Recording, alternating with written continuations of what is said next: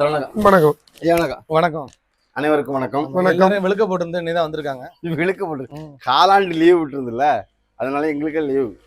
அது மட்டும் இல்ல, ஒரு 2-3 நாள் கனமழை காரணமாக மின்னல்லாம் தாக்கி தூத்துக்குடி பக்கம் பிரச்சனை இங்கே இல்ல. சரி, வேற அண்ணன் கொஞ்சம் போக்குவரத்து வேற இருந்தாரு, அதனால மொத்தமா லீவ் விட்டு போறதும் வரதுமா இருந்து திருப்பூர் பக்கம் அப்படி 2-3 நாள் ப்ரோக்ராம் பண்ணி போறதும் வரதுமா இருந்துட்டாரு. நம்ம எம்பி கமலஹாசன் இருக்காருல, அவர் ஒரு அறிக்கை விட்டுருக்காரு. வரும் காலங்களில் கரூர் சம்பவம் போல் நடக்காமல் முதல்வர் நடவடிக்கை எடுக்க வேண்டும். அது இவரு கவலைப்பட வேண்டாம், இவரு பண்ணா 10-15 பேர் தான் கூடுவாங்க. அப்படியெல்லாம் உடனே சொல்லாங்க, அவருக்குன்னு ஒரு கூட்டம் இருக்கு. நேத்து பார்த்தேன், 2-3 கூட்டம் வச்சதுல 4-5 பேர் வலிக்கு செத்து போயிட்டாங்க. கூட்டம் நெரிசல்ல சிக்கி செத்து போயிட்டாங்க. நேற்றுக்கு அவருக்கு பிரஸ் மீட் பார்த்தேன். எப்படின்னா அவன் கேள்வி கேட்கறான், உங்களுக்கு சிவாஜி படங்கள்ல பிடிச்ச படம் எந்த படம்னு கேட்கறான். அதுக்கு அவர் சொல்றாரு, எனக்கு சிவாஜி படங்கள்ல பல படங்கள் பிடிக்கும்.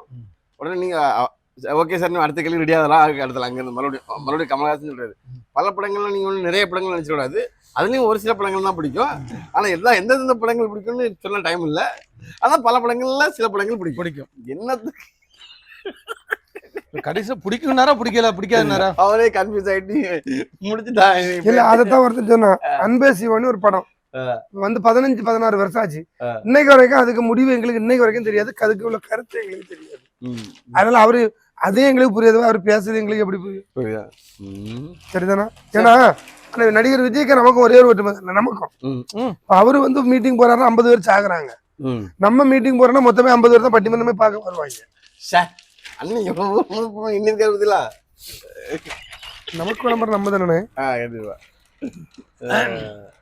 அதாவது விஜய் வந்து இது ரோட் ஷோ வந்து நிறைய பேர் செத்துட்டாங்க, அதுல ரொம்ப ஃபேமஸ் ஆயிட்டாரு, ரொம்ப பேசு பொருளாச்சு. இப்ப நம்ம ரோடு ஷோ போனோம்னா நம்ம தான் சாகணும், அப்பதான் நம்ம ஃபேமஸ் ஆகும். அப்ப ராஜாமணி நீங்க போய் சாக சொல்றீங்க. ஆமா, இந்த பாருங்க, உத்தரப்பிரதேசத்துல 100 கோடி ரூபாய் இன்சூரன்ஸ் பணத்துக்காக குடும்பத்தினரை கொண்டு நபர் கைது. இதுக்கு தான் இன்சூரன்ஸே போடுறது கிடையாது. இன்சூரன்ஸ் போட கிடையாது, போட்டா வரையும் போட்டு ஏதோ சின்ன சின்ன கோவங்களை சேர்த்து வச்சு மொத்தமா போட்டாங்கன்னா பெரிய வீட்டுக்கு கோவங்கள்லாம் வராது, கையில கால விழுந்து சமாளிச்சிடும் வச்சுங்களேன். இருந்தாலும் எல்லாத்தையும் கோர்த்து மொத்தமா பார்க்கும்போது ஏதாவது ஒரு கோவத்துல பட்டன்னு போட்டான்னு செய்ய முடியும். கண்டிப்பா, அதனால இன்சூரன்ஸ் பே போடுறது இல்லை. சென்னையில இருந்து மூணாருக்கு சென்ற போது வீட்டிற்குள் புகுந்தா சுற்றுலா பஸ், 45 மாணவர்கள் உயிர் தப்பினர். பசங்களை பிக்கப் பண்றதுக்கு டேரக்டா வீட்டுக்குள்ளே போயிட்டு வருது. பிக்கப் பண்ணல, பசங்க டிராப் பண்ணது. வெளியே இறங்கி கஷ்டமா இருக்கு அப்படின்னு விட்டாங்க. பரவாயில்ல, சர்வீஸ் அவ்வளவு சர்வீஸ் டிரைவர். இந்த நாய்கள் தொல்லை எல்லா இடம் அதிகமா இருக்குல்ல, அதை பத்தின ஒரு விழிப்புணர்வு என்ன பண்ணிருக்கான், மேடையில ஒரு நாடகம் போட்டிருக்கான். நாய் தொல்லை அதிகமா இருக்கு அப்படின்னு நாடகம் போட்டு இருந்திருக்கான். நாடகம் அவர் நடிச்சிட்டு இருக்கும்போது என்ன பண்ணிச்சு, ஒரு நாய் பாஞ்சு போய் மேடையிலே அவனை கடிச்சு குதறிட்டு, நீ எனக்கு எதிராக நீ மேடையில நாடகம் போடுறியா அப்படின்னு. திருவனந்தபுரத்துல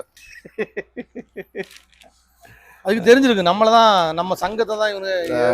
இந்த ஒரு படத்துல வடிவேலு சங்கத்துல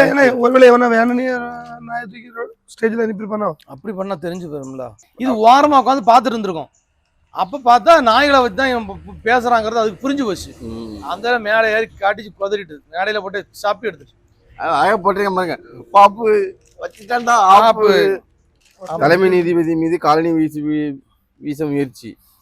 இப்ப வந்து எல்லாமே காலனி எடுத்து வீசு கொஞ்சம் இதாகி போச்சு. அது எதுக்காக அப்படின்னா அவங்க கவனத்தை ஈர்க்குது. அப்பதான் நம்ம பக்கம் ஈர்க்க முடியும். அதானே ஏதாவது கூட எழுதிமா செய்யணும், செருப்பத்துக்கு எரியணும், அப்பதான் அவங்க கவனம் நம்ம மேல திரும்ப. நீ 2 நாளே செருப்பத்துக்கு எரிஞ்ச மாதிரி இருந்து. ஆமா, அது அதுக்கு தானே கவனத்தை ஈர்க்கிறது. இப்ப உங்க கவனத்தை நாங்க ஈர்த்துட்டோம்ல. பெண்ணின் ஆடையை கத்தரிக்கோலால் வெட்டி பாலியல் சென்றால் வாலிபர் கைது. யோசிக்கிறப்ப எப்படி கைவிடாம கணக்கு. பெண்ணின் ஆடையை கத்திரியால் வெட்டி பாலியல் சென்றால். ஆனா இவர் என்ன பண்ண, இவர் டெய்லர். புரிஞ்சா? இது கற்பனை கதை தான், உண்மை கிடையாது. இவரு டெய்லர். அவ கையில கத்திரியோட வந்திருக்காரு. அந்த புள்ளி ட்ரெஸ் ரொம்ப குழுகுலுன்றது இருக்கு. இவருக்கு என்ன எப்பவுமே ஃபிட்டிங்ஸ் கரெக்டா இருக்கணும். உடனே என்ன பண்ணிட்டாரு, அவரோட புதிய பட்டுன்னு கட் பண்ணிட்டு தச்சு விடலாம்னு சொல்லிட்டு கட் பண்ணாரு. நம்ம ஆளுங்க என்ன பண்ணா பாலியல் சென்றாங்க. ஆனா அவரோட தொழில் தான் அது. அப்ப 32 சைஸ்ல 32 தான் இருக்கணும். அவருக்கு என்ன, அவர் தொழில கரெக்டா இருக்காரு, அதுக்குதான் விஷயம். பரப்பாடு அருகே பரபரப்பு, மூதாட்டியை அருவாளால் வெட்டி கவரிங் நகை பறிப்பு. அந்த பாட்டியே பாவம், 25-30 ரூபா எடுத்து கவரிங் செயின் வாங்கி போட்டுருக்கு. எவன்கிட்ட கொள்ளடிக்கன்னு தெரியாம டிப்டாப் ஆசாமி அழகா போட்டுருங்க. டிப்டாப் ஆசாமினா இவன் தொழிலுக்கு புதுசு. பித்தளை எது கோல்டு எது தெரியல. தெரியல ஒரு தலைவர். தொழிலுக்கு புதுசு அப்ப தெரியல. தெரியல அவன் எந்த ஒரு காரணமே அவன் திசைமலை இருக்குன்னா சம்பவம் நடந்திருக்கு. இனி அவன் இந்த தொழில் பண்ண மாட்டான். ஏன் தெரியுமா? முதல் போனியே அவனுக்கு ஃபெயிலியர். அப்படி அதுல இந்த தொழில் நமக்கு செட் ஆகுதுன்னு விட்டுருவான். அவர் வந்து முனிஞ்சிப்பட்டி அருகே பதைப்பக்கம் கிராமத்தில் உள்ள காலனியை சேர்ந்தவர் மோகன் மகன் வைரமுத்து. வைரமுத்துக்கு வைரம் எது தங்க எதுன்னு தெரியல சார். அதான் முதல்ல பிரிச்சுதான் முதல்ல பாட்டியை காட்டினால சும்மா கொடுத்துருப்பாங்க. மினக்கிட்ட 60 எடுத்து வெட்டி அந்த பாட்டியை. சார் அது பாட்டி எவ்வளவு தெரியும் வருத்தம் இருக்கும். பித்தளை போட்டதுக்கு வெட்டிட்டீங்களா சண்டால பாவி. நான் தங்கம் போட்டு வெட்டினா கூட பரவாயில்ல, மனசாரி இருக்கும். பித்தளை இப்ப என்ன வம்பா வெட்டி புட்டியல. செலவு கூட காணாது, ஆஸ்பத்திரி செலவு நல்லாச்சு. சரி ரைட்டு போ.